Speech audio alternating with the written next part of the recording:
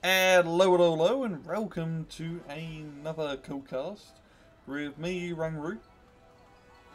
And me, Valh. Hello. And today we're doing a 1v1 on a nuclear winter is coming. So, on the right hand side, in blue, playing as the United States of America, we got the Priad? Priad, I think. Priad.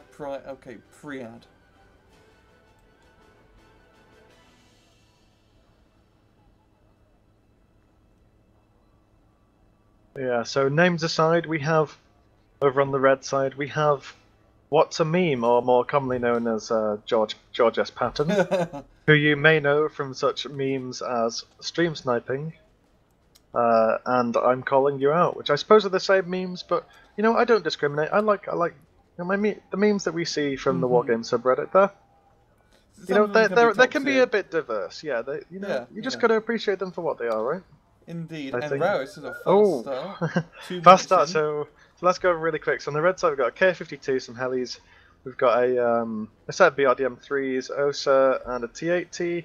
Lots of cheap units Quite there. heavy stuff up top. Yep, and going down to the middle, we've got BRDM-3, BTRD, well, two BTRDs. They'll have VDV-90, T-64BM, and another heli CV, or a CV heli. Oh God! All the helicopters in the middle just rickety wreck that thing, right? Yeah. Oh yeah, I forgot we're going at 2-speed. This is why it's so rapid. We've got a there was a DAP that went down there. So Priad on the top side has brought a HA Abrams, very heavy. Some M280 Bradleys with rifle 90, Chaparral and an Nighthawk, and oh God, this is hardcore. Indeed, it's the reason we are doing this at times 2 speed. 1v1's usually generally slower. And on a runtime speed, you know, a lot of times nothing's really going on in a 1v1. Also, this is the first for me. That's true. This is a first for me. I'm not used to these rapid casts, but Priad's brought an M60 and a super M60, which I've, you know, honestly, I don't think I've seen one of those be brought out in a very long time. But he's bringing up a CV for Charlie. And I think like Mr. Priad was definitely trying to go into Foxtrot, and he really should try go heavy in the Foxtrot. He definitely outnumbers, you know, the stuff, and HA Abrams could easily clear out the T-80. But he's just going to be capping out town in the middle, getting the ranges in there, and just holding on to Charlie. He is indeed. I mean, I think his plan is to push once he's got a bit more control in this town, just near Foxtrot, but, you know, like you said, that Abrams will eat that T-80 alive. It's not even going to be close. I have to admit, Patton's helicopter rush was rather tame. He just got himself into Delta, didn't try any Charlie, you know, tomfoolery or hotel tomfoolery. He just used that helicopter rush to gain the middle sector, and now he's starting to reinforce it. He did indeed, but I feel he might have PTSD from when Faust did that lovely heli rush we saw a while back against him in the 1v1 tournament, which was something about wake me up inside, can't wake up. But anyway, let's take a look back at this top side, because it looks like Priad is moving forward some ranges for a bit of reconnaissance. But again, this is a very slow move here. I mean, he's got sight of that T-80 now, so he I think here he goes. Oh no, he's playing the Abrams back. I don't know. He does have two Bradleys up top, which would definitely be quite useful, but he does need to make a play in Foxtrot. That's a +2 sector, and that's a lot of points if he can get control of it. Well, it's not just a lot of points, but he's given up the middle in Delta to push this top side. But he hasn't pushed the top side, he's just taken control of the edge of it here. And he's just holding into Charlie. You got a few sneaky BZRDs just trying to flank around, but the M60 does deal with it. It does indeed. The M60, 15 AP, 60%, and it has 10 rounds a minute. The gun's actually quite good, but you know, I just think for what it is, I'm not really a fan of it. But I mean, obviously, Priad must have probably put some thought into this one, because it's a unit that we don't see very often. He's also playing a standard United States deck, so he's not playing the meta. He's using rifle in the 90s. Don't see those guys too often unless you bring them up in Bradleys. But yeah, no, that Super M60 in an American deck, you can't really go too wrong. I mean, apart from that, you'd either get like an MBT-70. Yeah, that's true. I mean, I'm a lover of the super heavy tanks, so think I just wouldn't even go for a tank that points range. Yeah. You know, wouldn't take one that low. But we see Priad trying a bit something sneaky down in the bottom side with these Smalls, transports, and rifleman 90s. Yeah, but the MI-24 definitely putting a thorn in their plan. It really is. That Yak B cannon and those S5M missiles are absolutely devastating to this infantry. I mean, it's just the cannon alone, and he's almost going to run out of cannon shots. But he does manage to clear out that point, and even getting the LAV scouts as well. Just well, he does, but those LAVs can bite back. They've done quite a bit of damage to the old helicopter. Take a look up in the top side, because we do have an attack coming in there. Oh yeah, the Rifleman 90's taking point, especially the HA Abrams doing a good job. MiG-27 almost killing the tank, but the AA, yeah, the Ihawk and Chaparral, definitely more than enough to protect his airspace. And once he gets these riflemen into his town, it's going to be rather painful for Patton to really try and retake Foxtrot. He's going to need quite a few units. It really is, and to be honest, this T-80, I really don't think that that's enough of a power unit really here coming in, because that Abrams is, you know, I mean, what's the front armor on the HA? It's a nice solid 20, yeah, so a one shot at that T-80, although it did sustain a bit of damage, so... Yeah, the HA is only at half HP right now, and I'm guessing the MiG-27 is going to come out sometime soon, because that would be the best counter. It definitely would be a good counter, although you've got to remember that Pan he lost a MiG-27, didn't he, trying to kill that before, so even if he kills it now, it won't be points cost efficient, because he's wasted 210 points to kill a 145 point unit. It seems like the push down bottom really kind of died down. There's hardly anything in Charlie. Priad's defense is just holding that middle town, kind of like the middle town in between Alpha Charlie and Delta, in the nice sort of perfect spot. And if Patton was to just move from the bottom part of Alpha into the bottom part of Charlie, you know, he could definitely do quite a bit of damage. He could, but it's the old kind of wargame fog of war again. It really, really screws with your mind here. But let's have a look at the top side again, because this is where all the action is.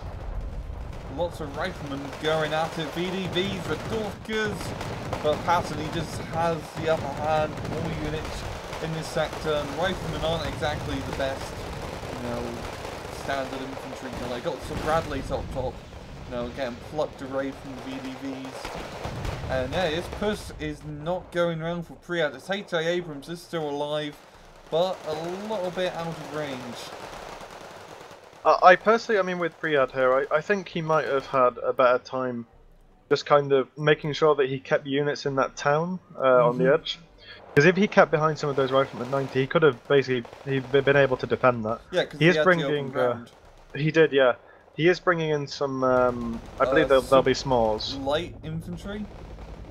I think they're smalls, aren't they? Or no, that's okay. Oh yeah, smalls. You're right. Okay. Aha. Aha. Called it. You just called me out, yeah. You just called me out. Rang, I'm calling you out. You're I got my unit names wrong. Yeah, you got your unit names wrong. Right? Anyway, he uses light riflemen anyway. That's a more better question. I have them in my Vietnam US deck. I mean, I don't use them for anything else. You know, Super Dragon's good at killing those T-55s, and that's really it. Maybe a T-34 as well. Whoa, Rang, don't get ahead of yourself here. These are Super Dragons we're talking about. Okay, maybe a BTR-60. Just maybe. More like it, if they have some luck. Or F-15D doing you know, another bombing run, kind of misses the target, yo. And now Patton has quite a few forces in Foxtrot. He could definitely counterpush. He has a T-64BM and a T-80 as well. It's just really, if he kills that Abrams, Priad's defense up top is done. That's true, but that Abrams has been repaired to full HP. I think that Abrams can take both those tanks easily, especially those smalls have 875 meter range. And let me just we got a BMP-3 being brought up, yo. Oh, that's true, we do. That's going to be a big thorn on this in the Abrams side if it can get some good vision. But yeah, those smalls have 21 AP and 875 meter range, which honestly means that if he moves them to the edge of the town, if the Pan's tanks push out, they'll be in range of those smalls. And Patton is definitely in the upper position up top in Foxtrot. Because even though Priad has, you know, a small glimpse into it, he can't really put a CV down anywhere. So just as long as Patton keeps his ground and doesn't lose any more in Foxtrot, he doesn't really have to worry up here and, you know, put some more pressure down bottom. That's true, although Priad is bringing a TACOM squad up here, but again, like you said, there's not really many places you could be, so I'm imagining we might see a bombing run or two coming in, but Patton does know that there is a very formidable air defense network with this F-15C and those Ihawks and Shafwells. Yep.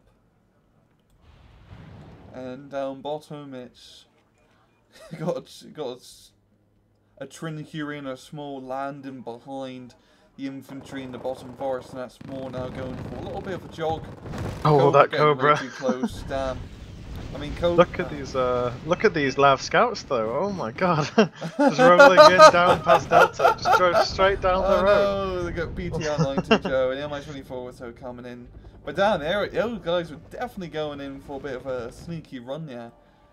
They really were, but look at this +4 lead for Priad, about to be +5 as well with the Home VCP. Did he kill the CV? Oh, he killed the CV in Alpha with the LAVs, didn't he? He did. He killed the one in Delta and then the one in Alpha. So one has been brought up for Delta, but still a +3 tick.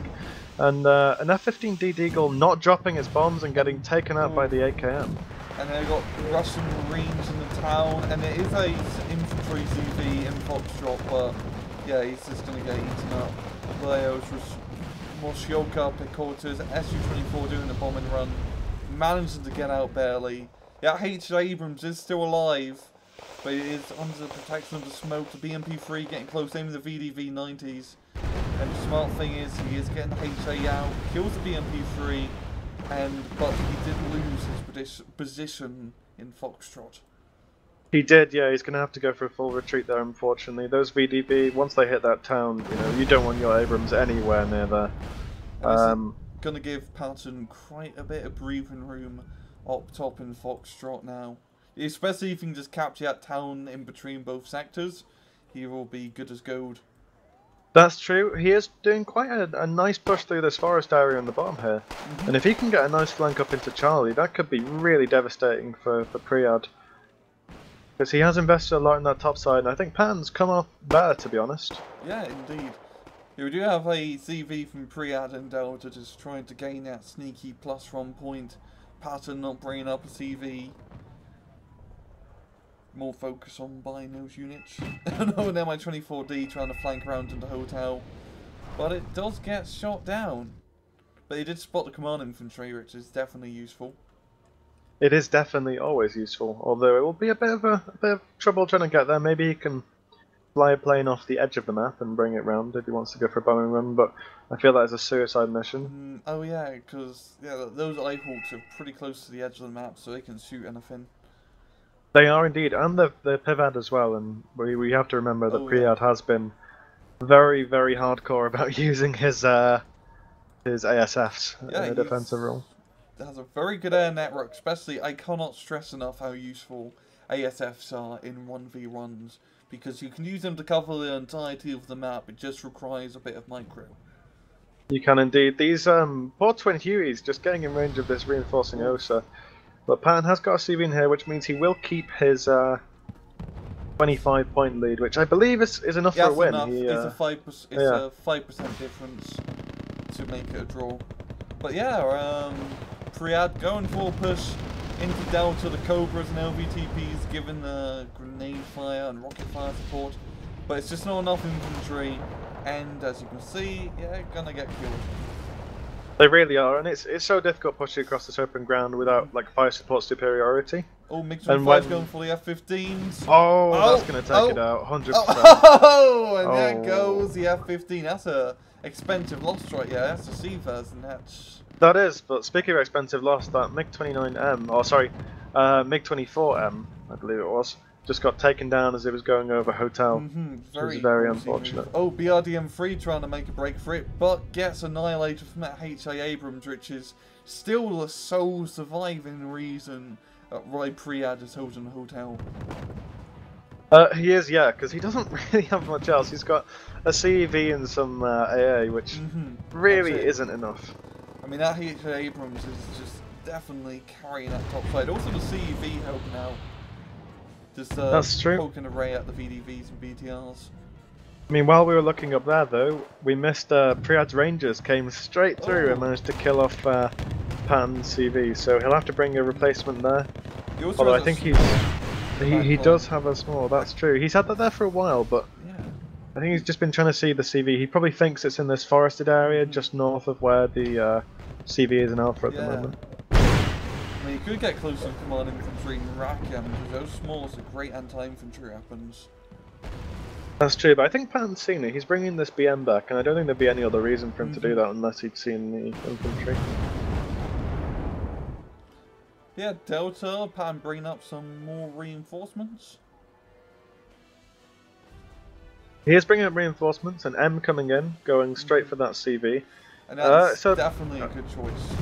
That is, but that CV is a Humvee, and it's very quick, as we can see.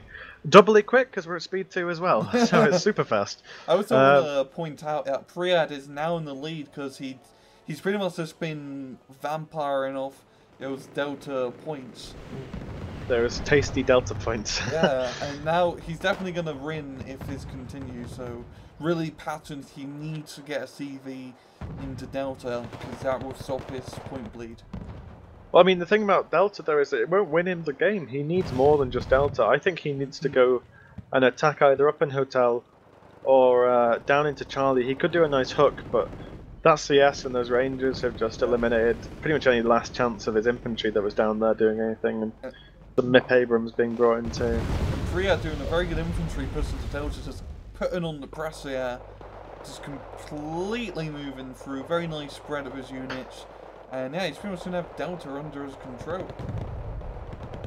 I think this is going to be Priad's game so far, honestly. It's it looked like it would go Patton's way for a bit, but then he just seemed to collapse in Delta there, and really unfortunate as well, because he held very well in the top. You know, Priad had a pretty substantial force up there, and it just wasn't enough, I guess. But you know, he just attacks in Delta and manages to get through. I mean, those CV snipes from Priad in Alpha and Foxtrot definitely helped out quite a bit, because that gave me a huge point advantage to catch up, because Patton was leading by quite a few points in the early game just from having Delta. Oh, the CV does go down though. They get again another Humvee immediately. Really interesting choice using the Humvee CV. Only has 5 HP and it is a bit more expensive than the Jeep, but as you said, it is a bit more maneuverable. And it looks a lot cooler than just really Jeep. It does look a lot cooler, but as you can see, just going to hover over it for anyone watching mine. It's 110 points, but it has no armor, but it is 90 kilometers an hour over land, so like you said, very rapid. Not armored, moving. So yeah. Like evading. It's just paying an extra 10 points for being a little faster than the standard CP, I think. And he's going to get another CV into Delta. Got mixing on business, don't see those guys all too often. Pretty good for shotgun strafing runs. And trying to snipe the CV in Hotel. The Tapcoms barely surviving on 1 HP. And yeah, this is going to be Priad's game, taking the victory by like 335 points. He is indeed. I think that was just an excellent job by Priad. You know, he really pushed into that top side, and I think, you know, I mentioned this before to you. I'm not sure if I've mentioned it while being recorded though, but you know, when you have these games and you push onto one side, you gain the pressure advantage.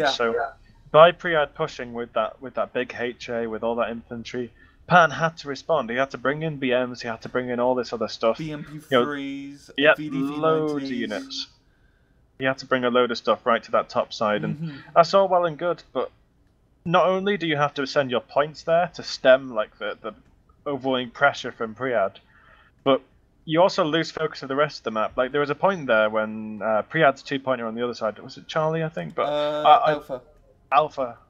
With the LAVs. No, the other. So Priad's 2-pointer on that side, on the bottom side. Yeah, okay. I can't remember what sector it was, but you know, in that situation, Patton he should have attacked in that bottom side because there was nothing there. There was like one recon unit. There was like a Vulcan, I think, there, and that was pretty much it. Most of the other stuff was infantry in the 3-ray small little village. But yeah, Really you was. do bring up a good point, and this is for all of us. Sometimes just sending a suicidal Hachi Nanosaki or BRDM3, even if you're gonna get killed, it's better to know that, you know, it's fully fortified, yeah, not knowing that there's nothing there.